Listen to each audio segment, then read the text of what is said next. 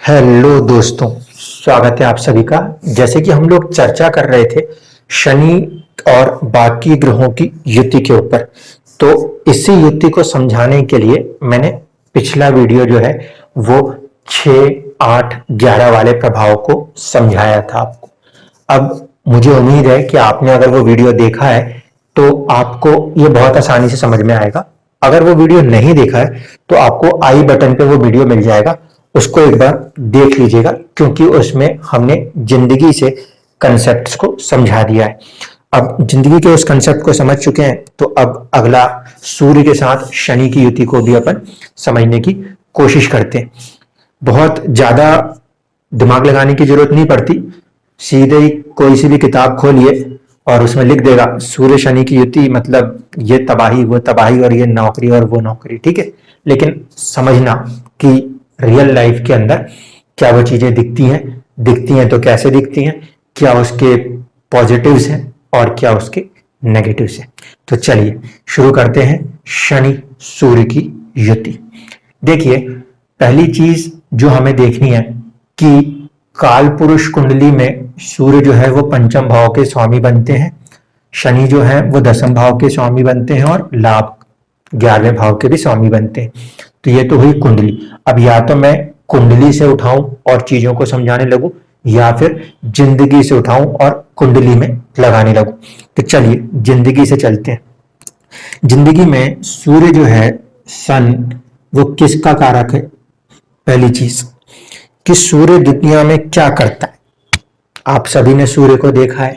सूर्य उदय होता है, सूर्य अस्त होता है, सूर्य गर्मी देता है, सूर्य तेज देता है, सूर्य पूरी की पूरी पृथ्वी के संचालन के लिए जो एक प्रेशर होता है, टेम्परेचर होता है, उसको मेंटेन करने का काम करता है।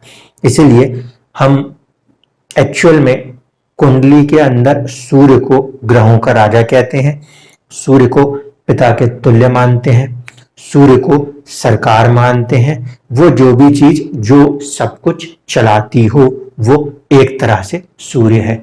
बहुत सारे लोग सूर्य को सरकारी नौकरी के लिए देखते हैं। मेरा मानना यह है कि सूर्य जो है वो बताता है इंसान के अंदर का सेल्फ पोटेंशियल कितना ज्यादा है, क्योंकि सूर्य हमारे लिए एक आत्मा है। आपका आत्मबल कितना ज्यादा है। जरूरी नहीं कि सूर्य दशम में बैठे तो हमेशा सरकारी नौकरी दे। हो सकता है वो इंसान खुद इतना ऊपर उठ जाए कि वो सरकार के साथ मिलके अपना खुद का भी एंटरप्राइज चला सकता है। तो सूर्य को सिर्फ इतने छोटे दायरे में मत बांध दीजिएगा कि वो सिर्फ सरकार है। सूर्य का मतलब है हर वो चीज जहां पे किसी भी फॉर्म में कोई क्रिएशन होना है, कोई एनर्जी देनी है, वो सब सूर्य है। ठीक है, पूरी दुनिया जो है वो सूर्य के ही दम पे चलती है। हम अपने गैलेक्सी की बात करें तो इस तरीके से हमारे लिए सूर्य है। ये क्या क्या चीजें दर्शा रहा है? ये दर्शा रहा है एक तो हीट को, टेम्परेचर को, ठीक है।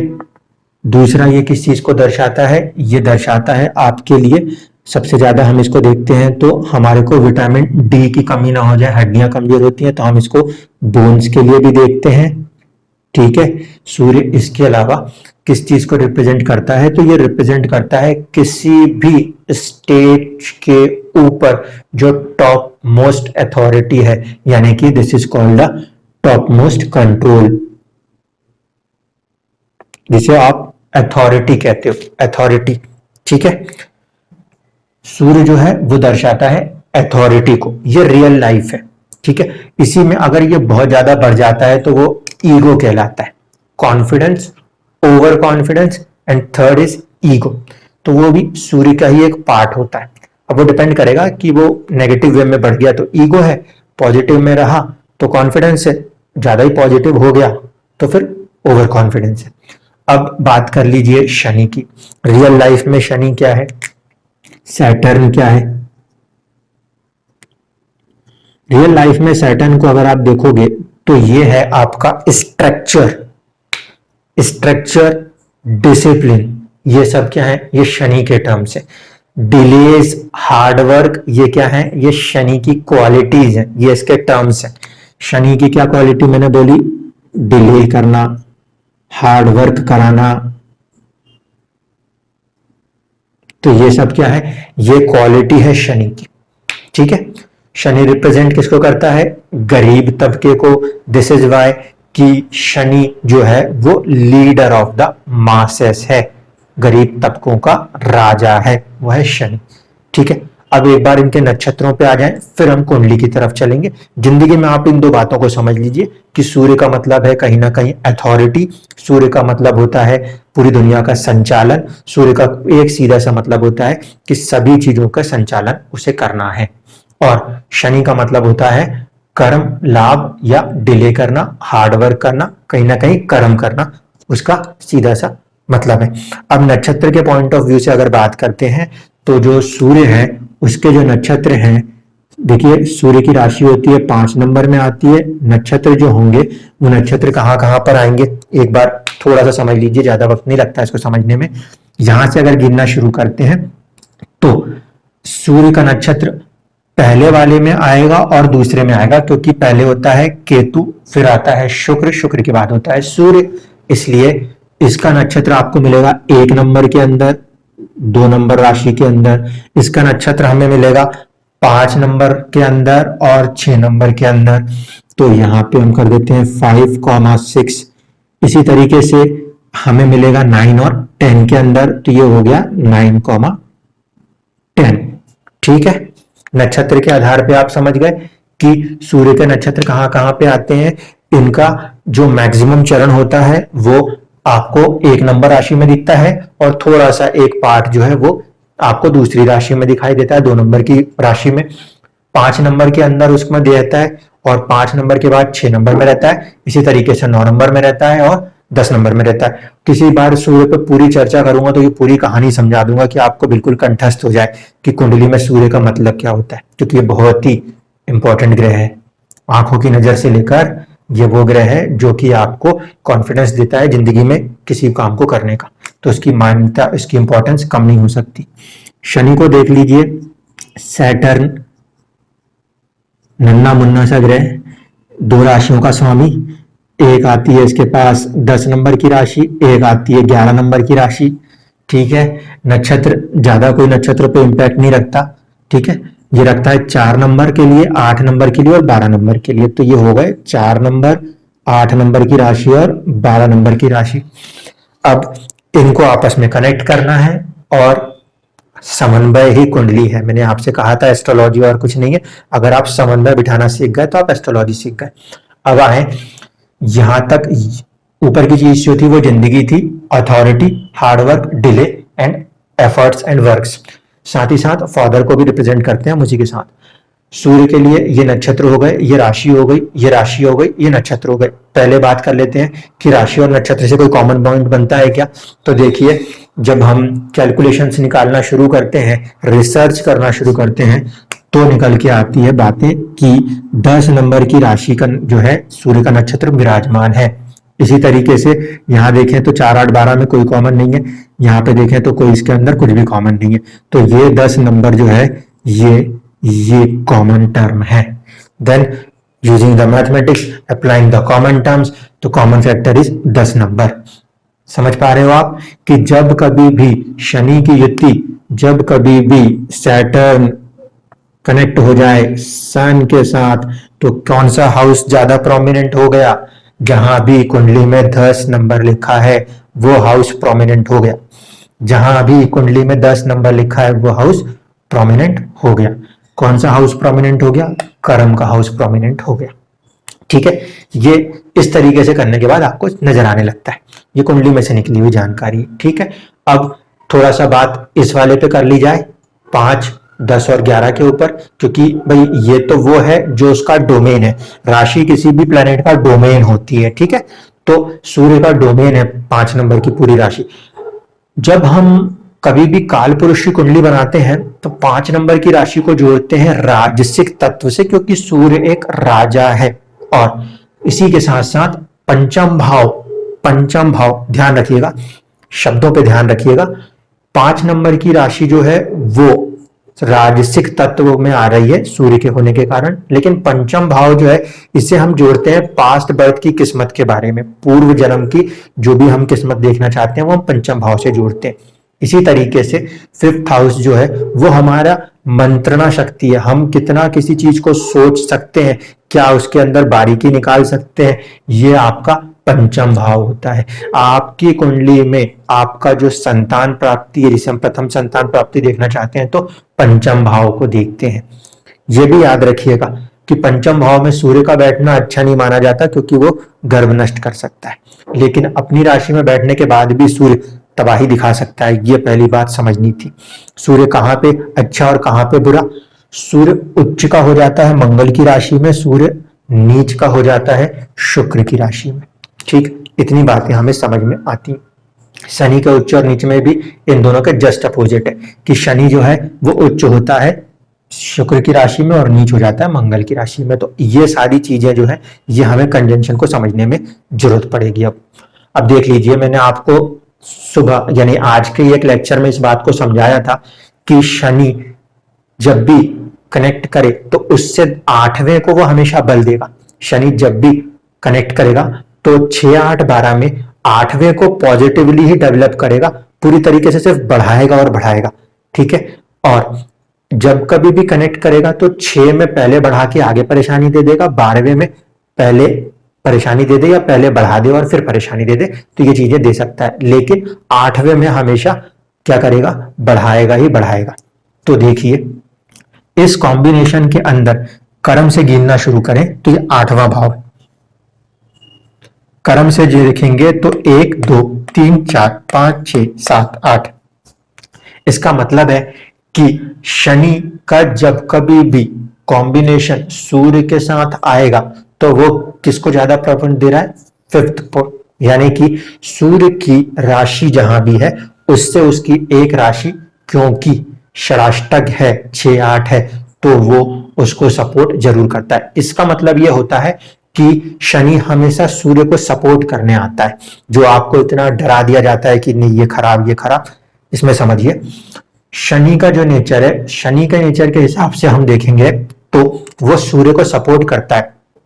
गरीब जनता जो होती है वो उम्मीद करती है ऊपर बैठे सत्ताधारियों से, वो उनका सपोर्ट करती है, वो ऐसा नहीं है कि विरोध करती है, क्योंकि उनको चुन के भेजने का काम तो जनता करती है।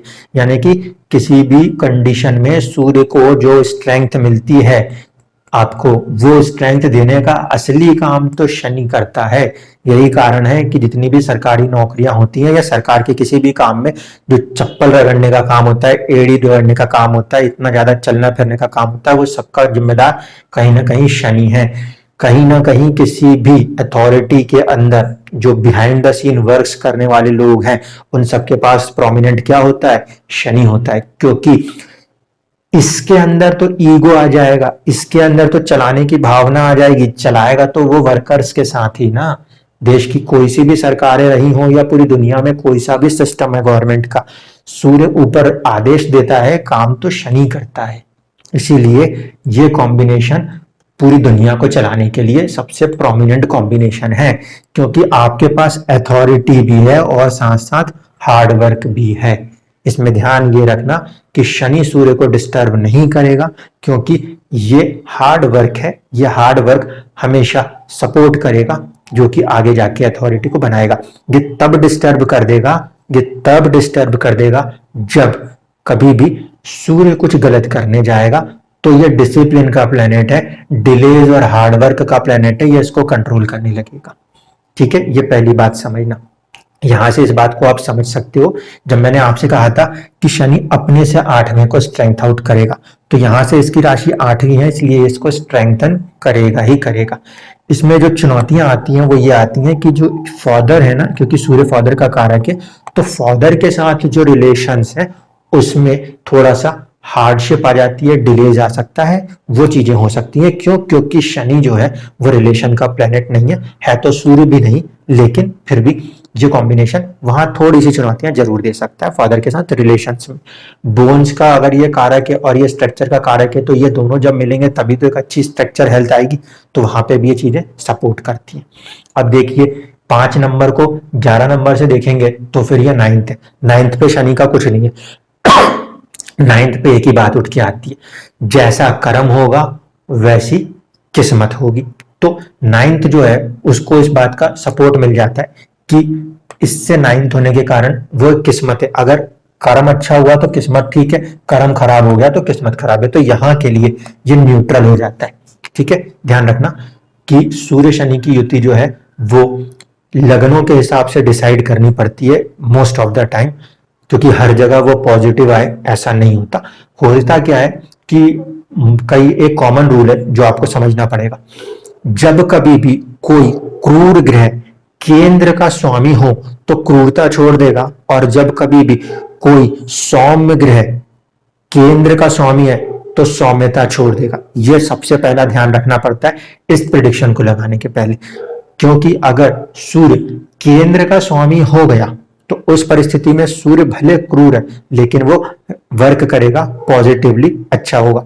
ये कब होता है? ये होता है 2 नंबर की लगन में सूर्य चौथे घर का स्वामी बनता है तब। यह होता है 5 नंबर की लगन में जब सूर्य लगन का ही मालिक बन जाता है तब। यह तब होता है जब सूर्य 5 नंबर कहां पर आ जाए, आपके 7th हाउस में आ जाए तब। 11 नंबर की राशि यानी 11 नंबर कुंभ लगन होता है तो सूर्य वहां पे पॉजिटिव रिजल्ट करने लग जाता है। इसी तरीके से अगर आपकी कुंडली 8 नंबर के लगन से मिलती है तो आपको 10th हाउस में सूर्य मिलता है, वहां पे भी सूर्य पॉजिटिव वर्क करता है।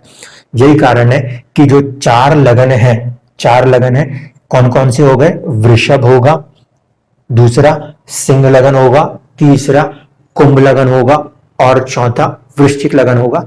इसके अंदर सूर्य भले ही पापी ग्रह कह लो, क्रूर ग्रह कह लो, लेकिन वो रिजल्ट सॉफ्टली करेगा, ये ध्यान रखना। और इसी के अंदर क्योंकि शनि भी कहीं ना कहीं सपोर्टिव हो जाता है, क्योंकि जब उनकी राशि फॉर्मेशन आती है तो शनि की भी एक राशि पॉजिटिव होती है, तो शनि वहां पे हम न्यूट्रल मानने लगते हैं। वो न्यूट्रल होके जब मिलता है तो उसके हिसाब से रिजल्ट करने लगता है। मान लीजिए ये युति अगर वृषभ लगन में बनेगी तो वृषभ लगन की कुंडली में सूर्य जो है वो 4th हाउस का लॉर्ड है और शनि वो योग कारक है, क्योंकि शनि होता है आपके 9th और 10th हाउस का लॉर्ड। ऐसी परिस्थिति में उन युग के लिए ये कॉम्बिनेशन, शनि और सूर्य का कॉम्बिनेशन उस कुंडली में अच्छा चला जाएगा। अब यही अगर हम 7 नंबर जो तुला होती है उसमें सोचेंगे तो वहां पे भी शनि तो वो रहेगा आपका योग कारक, लेकिन सूर्य के पास एक राशि जो है वो लाभ भाव की आएगी, तो वहां पे सूर्य उतना पॉजिटिव नहीं है, वहां पे कॉम्बिनेशन जो है वो थोड़ा सा कमजोर हो जाएगा। इस तरीके से इस बात को समझना होता है।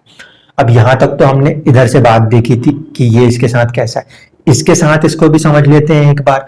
देखिए, जब कभी भी कुंडली खोली जाती है तो सबसे पहली चीज ये है कि सूर्य अगर तीसरे भाव में हो तो अच्छा, सूर्य छठे भाव में हो तो भी अच्छा, ठीक है, और सूर्य 11वें भाव में हो तो भी अच्छा। तो नेचुरली जो है 10वें भाव में तो सूर्य को क्या मानते हैं? दिशाबली मानते हैं। यानी कि अगर यह कुंडली है, इस कुंडली में सूर्य को 3rd हाउस के अंदर हम पोटेंशियली पावरफुल लेते हैं, 6th में लेते हैं पावरफुल, इसी तरीके से 10th में लेते हैं डायरेक्शनल स्ट्रेंथ के साथ, और यहाँ पे भी हम अच्छा मानते हैं। तो इसका क्या मतलब हुआ?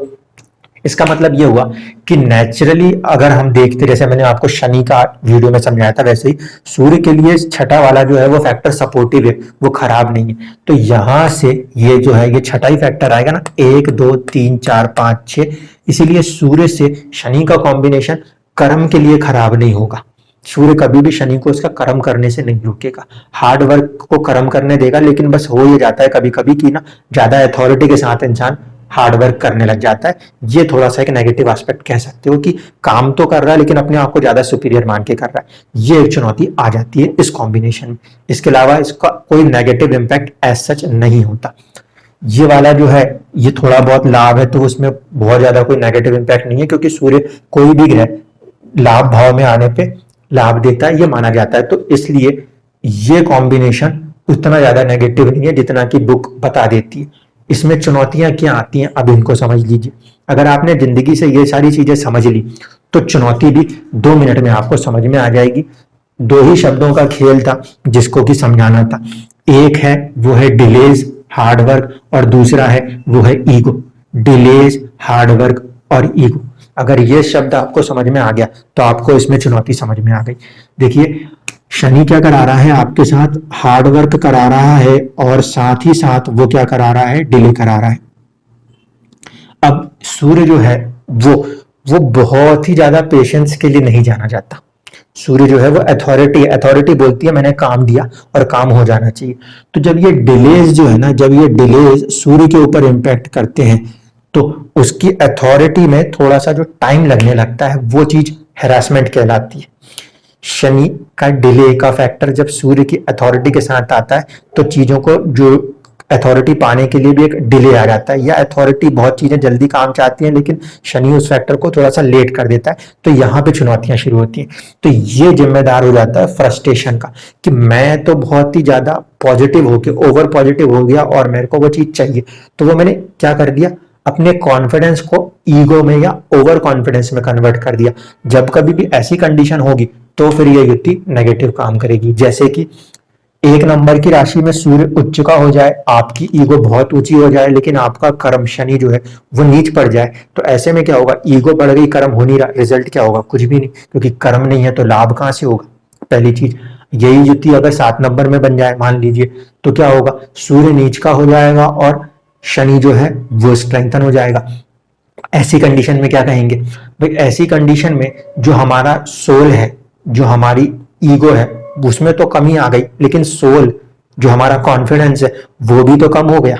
अगर कॉन्फिडेंस कम हो गया तो हम कर्म तो कर रहे हैं लेकिन हम अपने कर्म को कॉन्फिडेंस के साथ नहीं कर रहे, तो भी हम उसको उतना फाइनली नहीं कर पाते। इसीलिए इस युक्ति में ये भाव और ये भाव थोड़े से चुनौतीपूर्ण होते हैं। गेन हमेशा होता है 10 नंबर को, क्योंकि मैंने आपको समझाया था नक्षत्र के आधार पे देखें तो राशि के आधार पे शनि की 10 नंबर की राशि और सूर्य का 10 नंबर की राशि में नक्षत्र होना, अगर ये कॉम्बिनेशन इसी भाव में बन जाता है या 10वें में बन जाता है तो ये और भी अच्छा है। क्यों? क्योंकि एक तो दिशा बल के साथ आपको सूर्य मिलेगा और शनि जो है वो इस कंडीशन में आपको किस फॉर्मेशन में दिखेगा, एक पर्टिकुलर राजयोग में मिलेगा, शश नाम के। तो ये कॉम्बिनेशन कई कई बार देखने को मिलता है कि बहुत ही टॉप लेवल के ऑफिसर्स होंगे या बहुत ही टॉप लेवल के जो लीडर्स होंगे, वो जो लेबर्स से नीचे की तबके से निकल के ऊपर उठ के आए होंगे, वो ये कॉम्बिनेशन के साथ आपको देखने को मिलेंगे। इसलिए ये बहुत अच्छा कॉम्बिनेशन है अगर आप अपने कॉन्फिडेंस को कंट्रोल करते हो और ईगो को नहीं डेवलप होने देते तब।